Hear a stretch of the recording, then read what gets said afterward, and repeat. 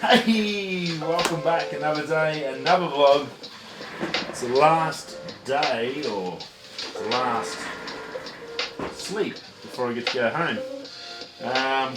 Yeah, one more night, and then back to Perth and home. See my beautiful family. Can't wait. I know my little buddy Jack's pretty keen to see Dad, so that's a pretty nice feeling. You know, he's wants me to come home, so that's really cool. Yeah, very cool. I hope you're well. Sorry, I'm still just setting up. Last day, you got to get everything ready. Had to shoot out, get the washing on, wash that, dry all that, get all your stuff cleaned up, start packing bags, pack all that, get the vlog done, do some work on the video, and then get to bed. So I can get back to work. That's not really exciting, is it? Rightio, there's a fair bit to talk about today, so we'll try and get through it as quickly as possible. Yesterday I did a bit of work on the new video. It's going to be about this little puppy, the Lumix, Panasonic Lumix FT7. Full review on that. Went out for a day and shot with it, tried all the different modes, all that stuff. So that's sort of going well. I've gone through the photos. Yeah, I'll talk more about that in the video, you'll see that. So did a bit of time on that, and then I spent a massive amount of time cleaning my iPhoto library.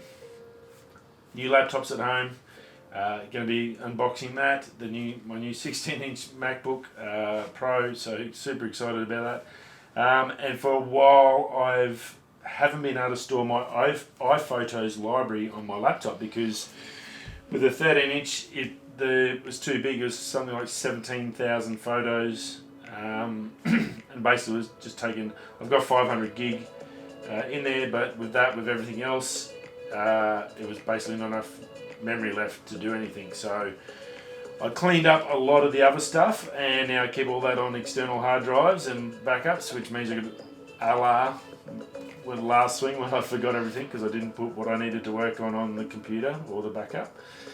Silly me.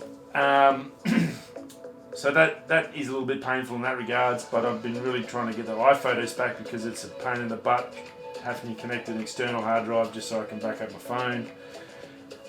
Australia is terrible for Wi-Fi or internet, it's just crap, so the cloud just doesn't work for us in regards to iPhones and storage. And when I got 17,000, or actually it wasn't 17,000 photos because when I cleaned them out yesterday I got rid of duplicates and then just like crappy photos.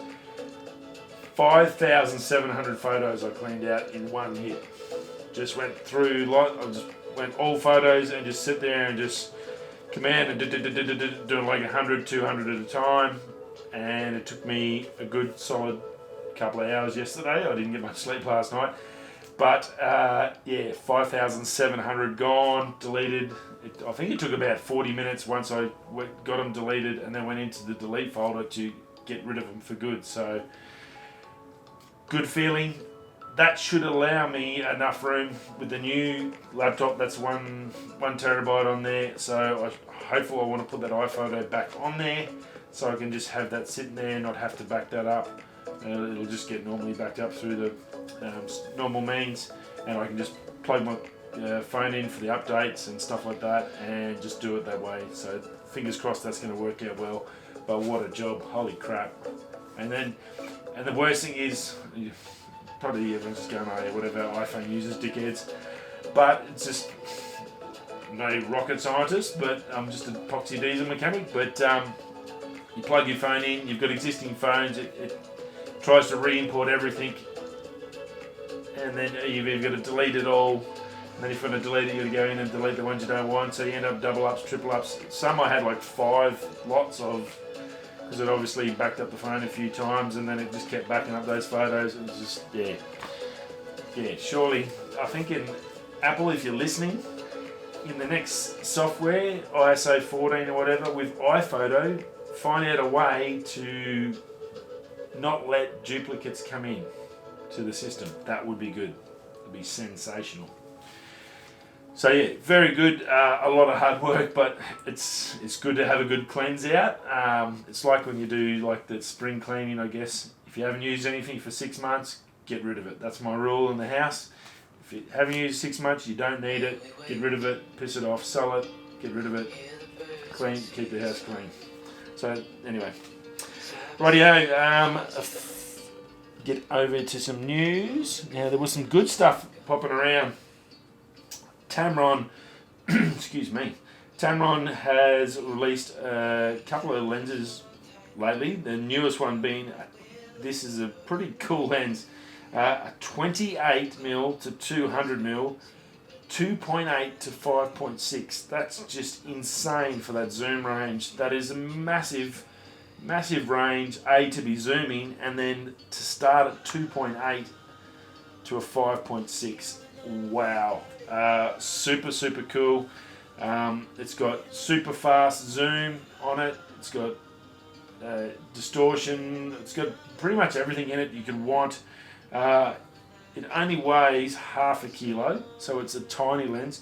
I think it's running 67mm filters on the front, so like it's as big as the Sigma 16mm. So I'm assuming it's roughly around the same size. So that's really good for mirrorless cameras. It's 117mm long, so probably very similar to the 16mm and the little Sigma lenses, the DCDNs for the mirrorless range. Something there, but at 28 to 200, that's just insanity. What a range!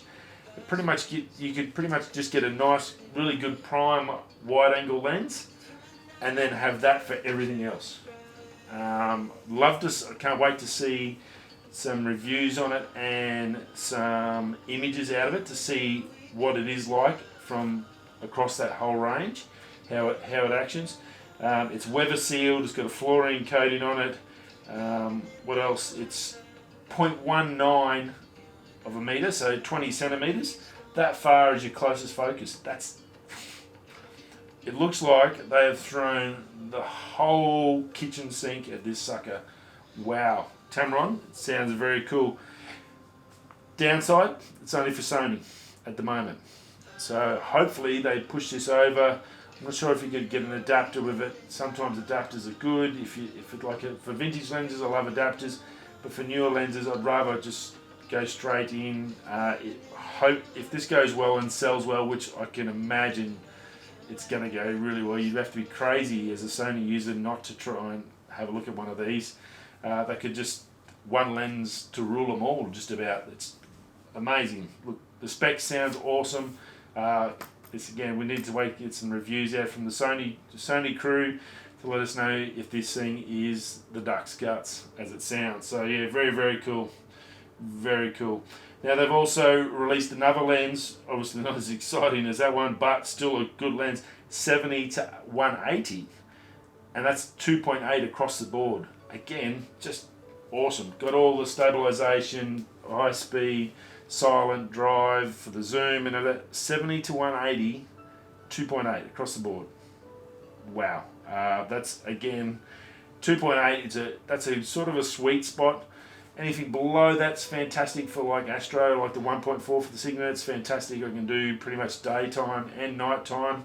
But a 2.8, that's pretty good.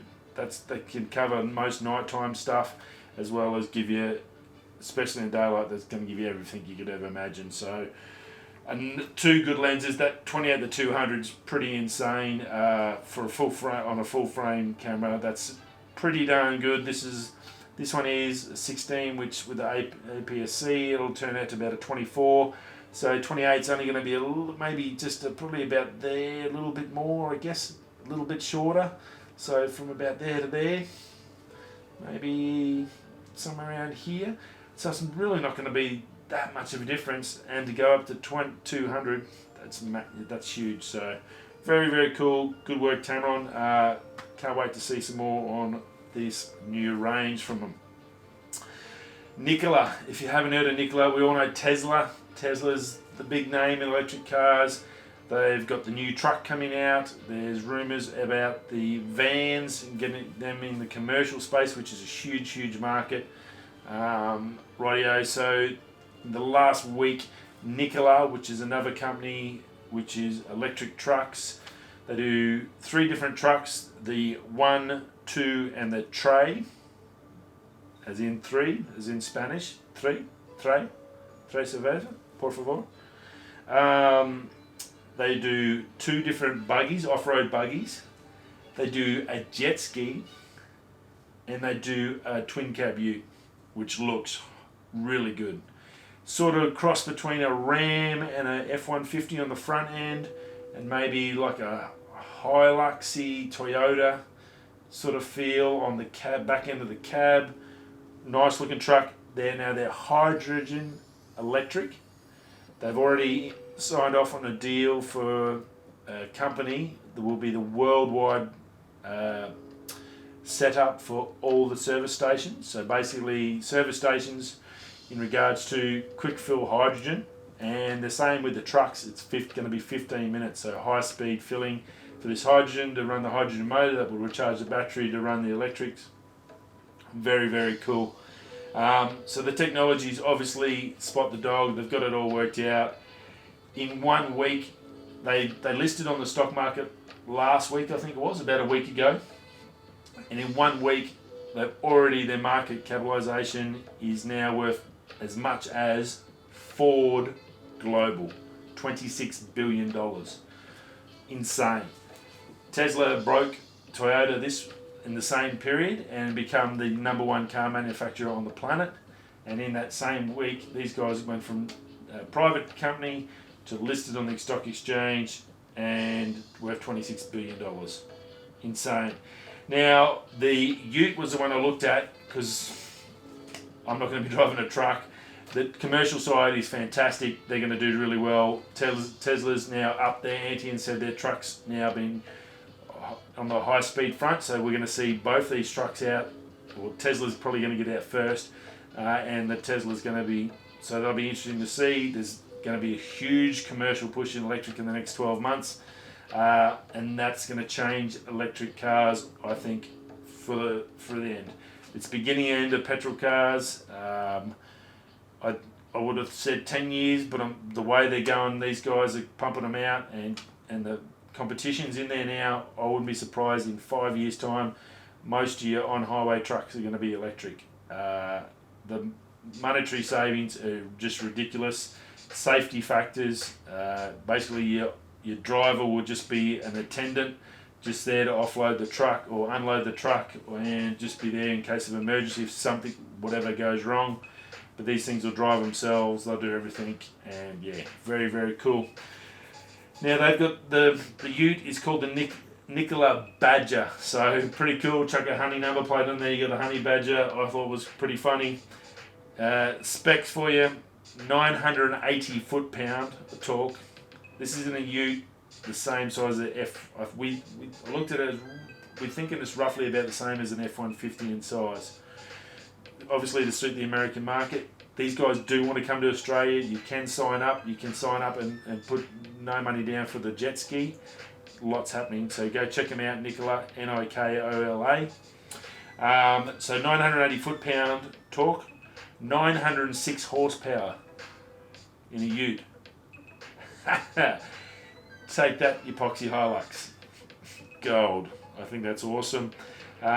Range. I know that's what you're thinking. Oh, it's going to have no range. 965 Ks on one tank of hydrogen and a charge. So that's heaps. That's like most cars. I think on a good week out of a tank, I always reset my thing. On a good week is anywhere between 450 Ks in the city. If you're going out bush long range, 500 to 600 Ks with a little bit of city stuff in there. So if you can get 965 Ks of running, that is pretty awesome out of you. You're only going to have to charge it or fill it with hydrogen once a week. Now their charge stations was another bit of technology which I thought was awesome. Basically, service stations will become a solar collector and a wind farm in one. That will then put the solar power, convert something into the hydrogen, and then it's stored in a hydrogen tank, which is a fast fill to fill you with hydrogen. That's the short basic. It's probably a little bit more technical than that. But basically taking solar power and wind power, turn into hydrogen, which then you pump in your car, that runs the engine, charge, and then creates electric, and then off you go. 900 Ks, awesome. I can see now why they went straight to 26 billion.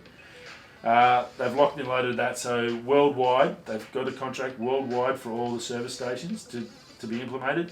Whether they go, they start putting this stuff in existing service stations, which I'm assuming would be the ideal spot, and then where they'll probably start in the States and move their way out. So very, very cool. That's about it on that one, yeah. Very cool. I was pretty excited about that, and looks good. You'll see it on the thumbnail, but I suggest you go over and check it out. The future's coming. Electric and electric hydrogen is coming. Don't know which one's going to be the best, but either way, petrol and diesel are on their way out. So if you're going to go and spend 80, 100 grand on a car, it's probably going to be the last one you buy. So enjoy it, make it a good one. I don't think in the next 5 years, 5 to at least 10 years, worst case 10 years, I don't think that'll be the end of petrol cars. I think they'll be all going in that case. I can't see them hanging around. Just once that commercial kicks in, that'll be the end. That'll be the beginning of the end, because that's where the money savings are. And then they get all that in, and that'll make the technology cheaper, and then that'll all start flowing. Obviously batteries is the big one too, so this is where hydrogen's got that little bit of an advantage over electric. Tesla's got to make the gigafactories to get the battery production up to make enough so it can sell enough cars. The hydrogen has a little bit more advantages. They don't need as much batteries. They still need them, but they don't need as much, because obviously the hydrogen engine is charging up those batteries. So very, very cool. Overnight, a couple of hours ago, Apple dropped a new 16-inch MacBook after I just bought one. I just about dropped to the floor, and you bastards. 4 weeks out. I thought we might get something in the year, but I still needed one anyway. I'm still happy with it. And I'm even happier to find out what they did. The new one is only got one difference, and that is the 5600M graphics card, and that's $600 on top. So that's about it. Nothing else over that. Going to be a lot better for gaming, and I think that's probably all it'll really be. And the other thing they did announce was Face ID will be in the new iMac, so we're going to see that at the WWDC next week. And that's about it. Rightio. Thanks for stopping by. I've got to get heaps done. Huge amount of news there. Go check out that Nikola. It's very, very cool. And I'll see you all tomorrow afternoon, evening, because I'll be back at home. Rightio. We'll be going that way. And that way, I'll see you all soon. Peace.